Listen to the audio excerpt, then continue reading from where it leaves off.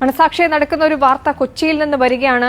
കൊച്ചിയിൽ അങ്കണവാടിയിൽ 3.5 വയസ്സുകാരിക്ക് നേരെ ലൈംഗിക അതിക്രമം എന്ന പരാതി. അങ്കണവാടിയിൽ സ്ഥിരമായി എത്തിയിരുന്ന 20-കാരനെ പ്രതിയാക്കി പോക്സോ പ്രകാരം കേസെടുത്തിരിക്കുകയാണ്. ജെബിൻ ടുട്ടു ചേരുകയാണ്. ടുട്ടു, എന്താണ് വിവരങ്ങൾ? ശീതൽ, ഇത് ഞെട്ടിക്കുന്ന വാർത്ത വന്നത് കഴിഞ്ഞ ദിവസമാണ്.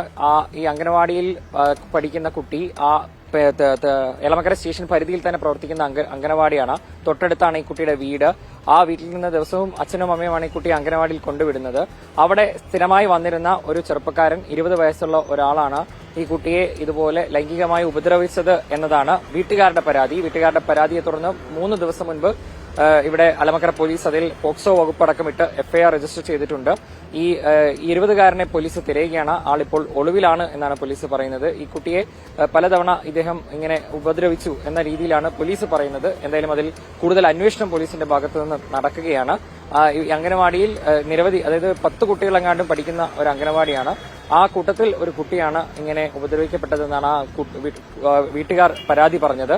പരാതി പറഞ്ഞതിന് പിന്നാലെ ഇയാളെ വിളിച്ചത് അംഗനവാടിയിലെത്തി പോലീസ് ആദ്യം ഒരു പ്രാഥമികമായ അന്വേഷണം നടത്തിയ ശേഷമാണ് എഫ്ഐആർ രജിസ്റ്റർ ചെയ്തത്. ആ രജിസ്റ്റർ ചെയ്തതിന് പിന്നാലെ ഇയാൾ ഒളിവിൽ പോയി എന്ന് അറിയുന്നു. ഇയാൾക്കായി പോലീസ് തിരയുന്നുണ്ട്. ആളെ ഇതുവരെ പിടികൂടിയിട്ടോ അറസ്റ്റ് ചെയ്തിട്ടോ ഒന്നുമില്ല. ഇതിൽ മറ്റ് അന്വേഷണങ്ങൾ കൂടി പോലീസ് നടത്തുകയാണ്.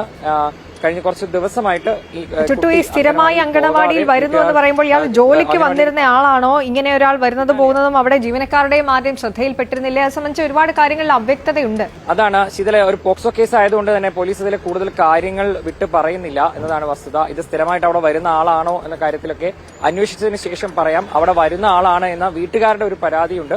ആ പരാതിക്ക് മേലാണ് കേസെടുത്തത്.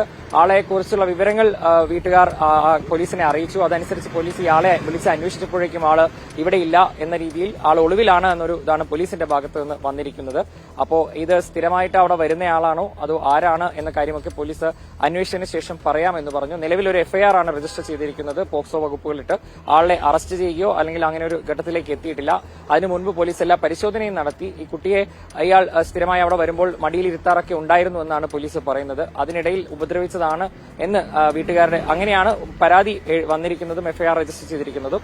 എന്തായാലും കൂടുതൽ വിവരങ്ങൾ അതിൽ ഉടൻ വരും. ആളെ ഉടൻ കണ്ടെത്തുമെന്നാണ് എളമക്കര പോലീസ് അറിയിച്ചത്. അതിനുശേഷമായിരിക്കും കൂടുതൽ വിവരം. കാരണം ഒരു പോക്സോ കേസ് ആയതുകൊണ്ട് തന്നെ ഇതിലെ വിവരങ്ങൾ ശ്രദ്ധിച്ച് മാത്രമാണ് പോലീസ് പുറത്തേക്ക് പറയുന്നത്.